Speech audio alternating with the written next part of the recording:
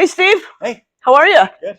Welcome to our second edition of Between Two Barbells here at Asteria Athletics. Very excited. You are our first gym member interview. Oh my gosh, it's fun. I know. It's pretty cool. It's pretty cool. It's kind of a fun thing that we're going to do. So we have some questions. I know that you got the questions ahead of time, so you're a little schooled. It's a little politically driven, but we wanted to make sure that you were prepared. And I'm glad that you approved all the questions before we got going. It also takes away the excuse for how bad this is going to be. Ah, gotcha. I think it's going to go great. I think it's not going to take too long. I'm not going to take too much of your very busy schedule at NASA and all the things. Okay? Okay. All right. So we're going to talk a little bit about your cancer. Is that okay with you? So again, thank you for doing that, and I'm going to thank you ahead of time for being so open and honest about some of that stuff. So can you take us back to the moment you were diagnosed, and what role did fitness play in your mindset at that time? That's a deep question. Yeah, that's a deep question. So obviously it's terrifying to hear the C word and your name in the same sentence. Mm-hmm. I had been working out already. Okay. My dad had a heart attack when he was 50.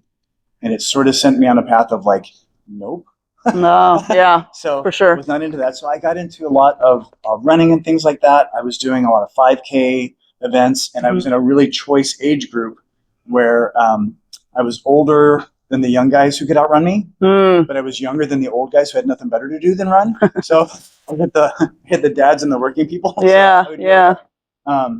So I did that for a long time, and then I decided, because I'm kind of a tall, skinny guy, I wanted to try to beef up a little bit. Sure. So I worked out at the Gilruth, and I did a lot of hypertrophy training just to see like how much could I pack on, how big could I get. Right. And I did okay. I packed on. I got up to about 225-ish, but wasn't terribly strong like a lot of that sort of thing. So it was show, not go. Oh, gotcha. Okay. Then we had 2020 came, and I had this. It was COVID. I remember that. Oh yeah, that thing that happened. That happened.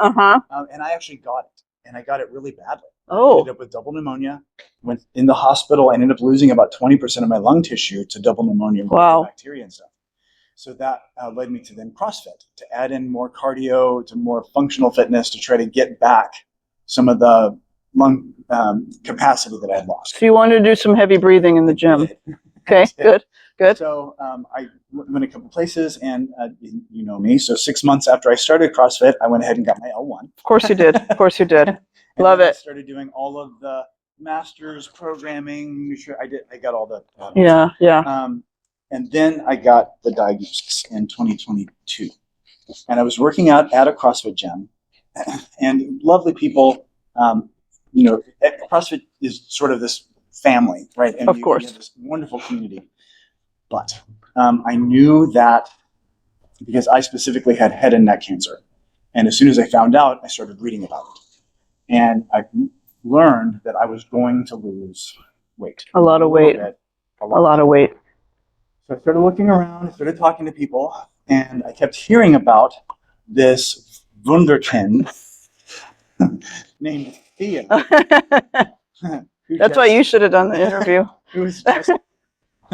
Who is just amazing with the barbell, amazing with training, the OG of the OGs, all this kind of stuff. So I came in, and you and I had a conversation, and I just said, like, I've got to back on weight. Mm-hmm. And you just said, okay. And so I remember many a Saturday morning after a heavy workout, being at the cafe there in Seabrook, and you just being like, I'm ordering for you. He's getting foods 3, 2, and half of 1. A lot of weight. The what was that called? The trash plate? Yes. Whatever. Yes. Got you. From October-ish until I started my treatments in January, you and I packed on over 20 pounds. Yeah. So I was back up. I was over 225 when I started. But previously, when I was at that weight, my deadlift, for example, was maybe 225. Sure. And you and I were knocking on the door of 400. Yeah, we were. And so you got me big, you got me strong. And I was so cocky going into this. And I know everybody knows me. He's like, what? But I'm going to keep working out. We're going to keep doing this. Yeah. And I had that first radiation treatment, came in that night. I'm like, got this. Let's go. Let's pick up some stuff. And then the next day I had my first chemo treatment. Yeah. And I didn't see you for 2 months. That's right. That's right. So in the course of 4 weeks, I lost 50 pounds. Yeah. But had we not That's right. packed on that 20, we would not be having this conversation. Sure. So it sounds like hyperbole, but genuinely, meeting you, coming to this gym, genuinely saved my life. And we can cut right now. That's pretty much it. Thank you. It means a lot. Okay, I'm gonna go on the list now. Okay, you ready? Ready. Let's see. What motivated you to keep training after? I know it was really hard for you to get back. Like you said, there was that hard cutoff line of, man, I just can't get back. And then you kind of, even after the treatments were over, it took you a while to kind of get going again. You had a lot of neck and throat issues and so forth, trouble eating and stuff. So what did that look like? I know you were very motivated to get back into the gym, but can you give us a little synopsis of what it was like getting back into the gym? Well, I had been reaching out and reading everything, looking at everything, trying to think. I had to think about what was next.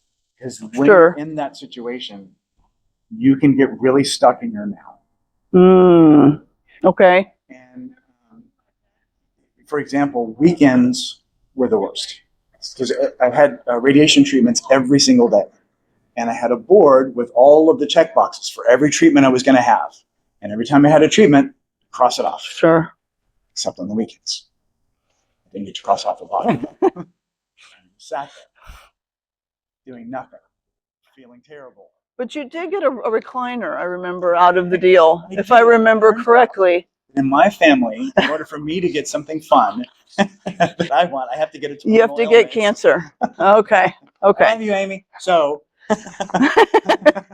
but I started looking and reading, and I started following people who were doing exercise oncology. I met Dr. Betoff, Allison Betoff, who is a CrossFit person who's also in that exercise oncology world, and started conversing with her because, again, that CrossFit community, you email these people, reach out, and they're like there. And she advised me to wait until I had my feeding tube out and all this kind of stuff before I started lifting. But you didn't. Shocking to no one.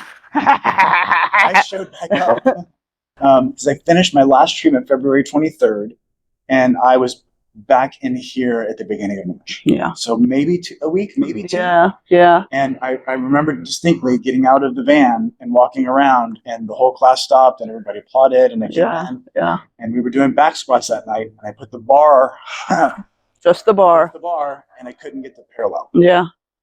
Yeah. And that's where we started back. And what did you squat the other day?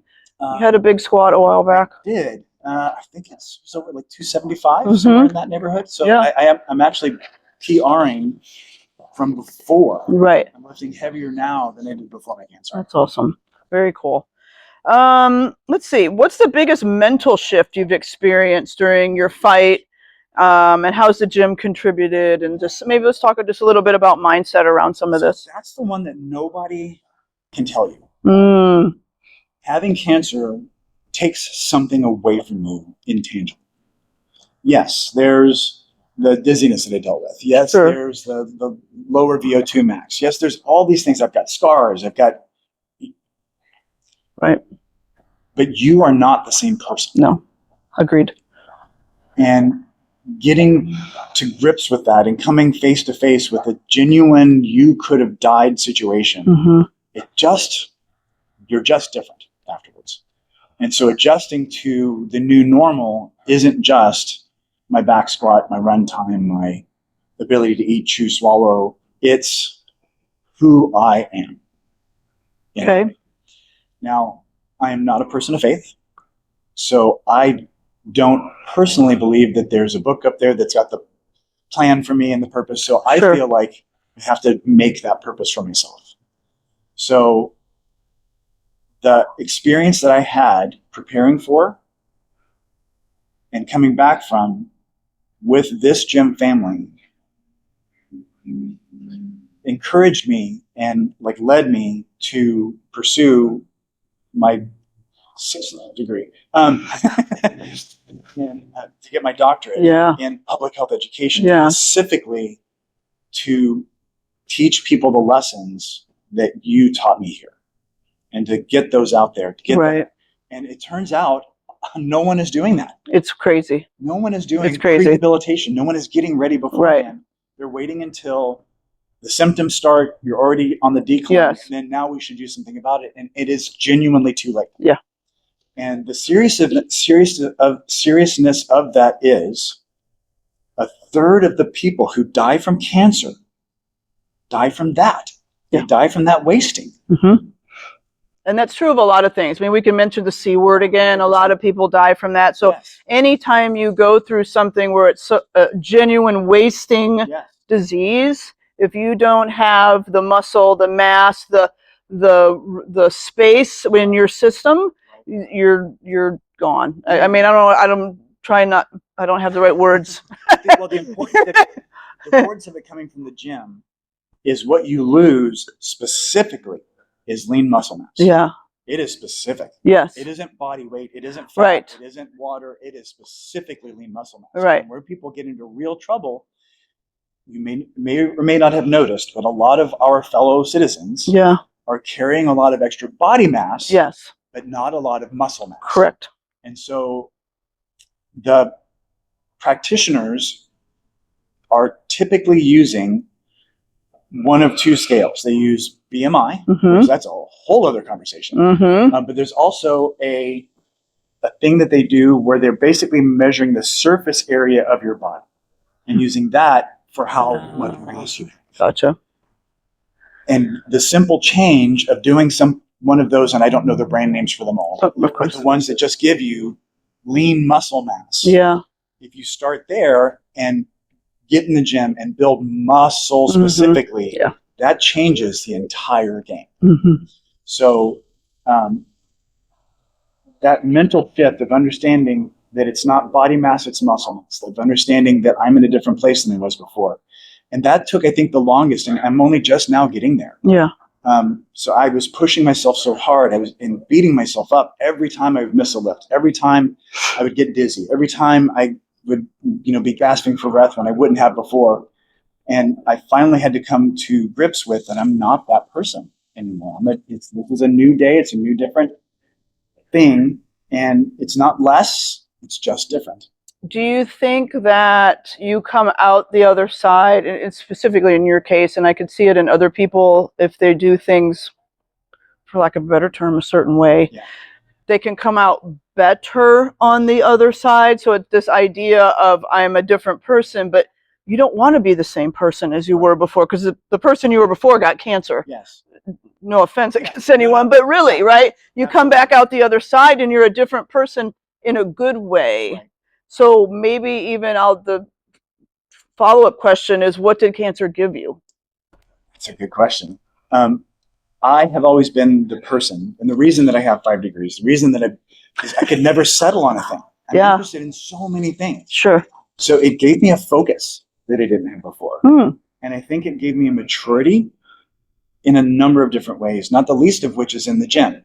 Sure. Of understanding that, okay, I could pick up that 50-pound dumbbell and do 8 reps, and the last 2 are going to be terrible, and they're going to be off to the side. It's not going to be good. Or I can drop back to 45, maybe even 35, and I can get 10 to 15 reps that are clean, that are perfect. I'm going to build my form better, and I'm going to follow the program. Follow the program? I know. That's crazy talk. So since I've come back, and since I've been doing like our strength training, and I've been doing the programs like the 2-3-5s and all the things that we've been doing, right?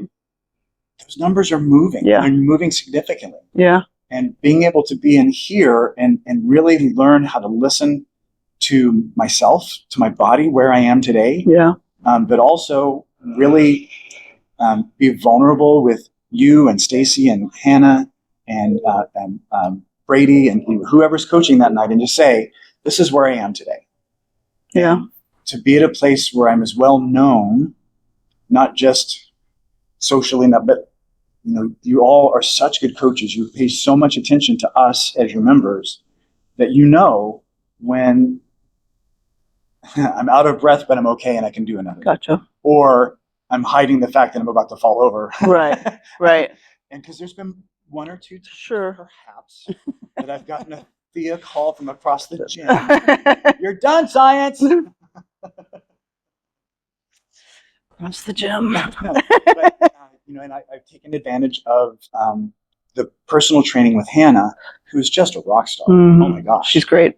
And I went from not being able to do a squat without being dizzy to doing sets of burpees, sets of jump ropes, sets of whatever, out of breath, tired, but I'm getting better. I'm getting past and moving the needle.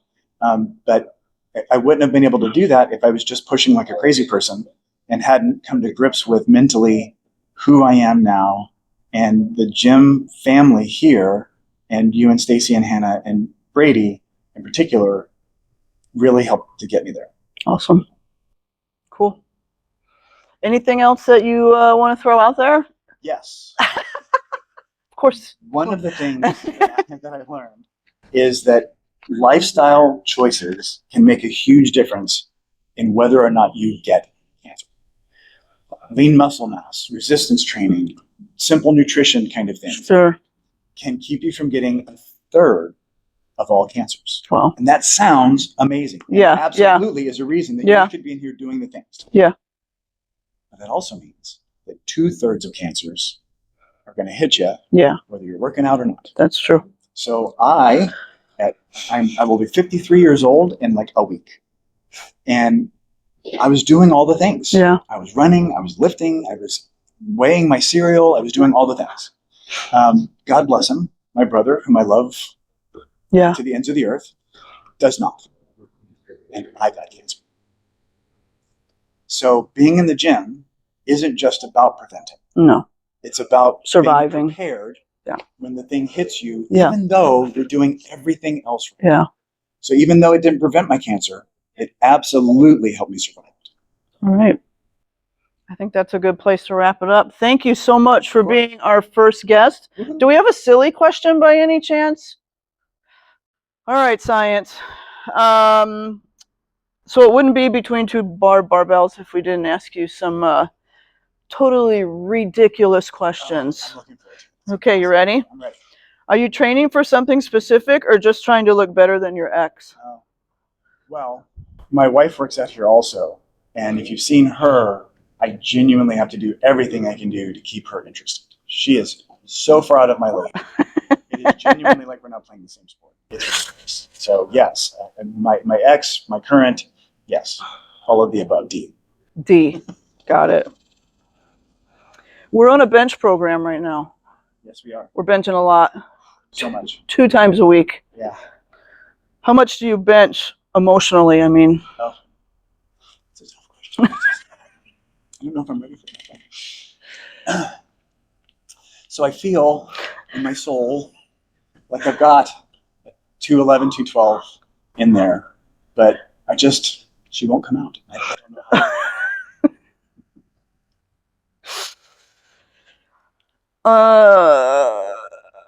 Do you get paid extra for every rep someone doesn't finish while you look at your phone? If I did, oh my gosh, I wouldn't have to work. It would be amazing. Although I need benefits. So you might have to keep working. I have to keep working. Darn.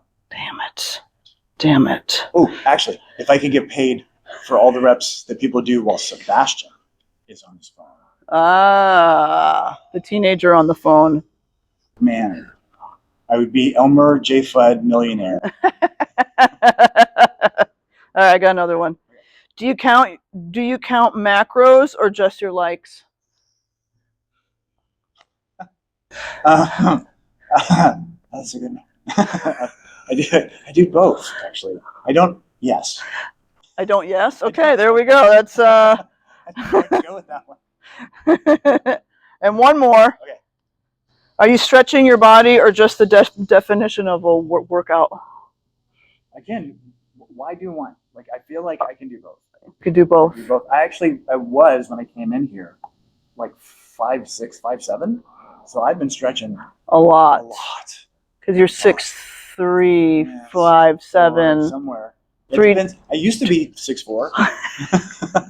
After some of those farmer's carries the other day, I'm not sure. Yeah, sure. He shrunk. But my arms got longer. That is crazy. All right, there you go.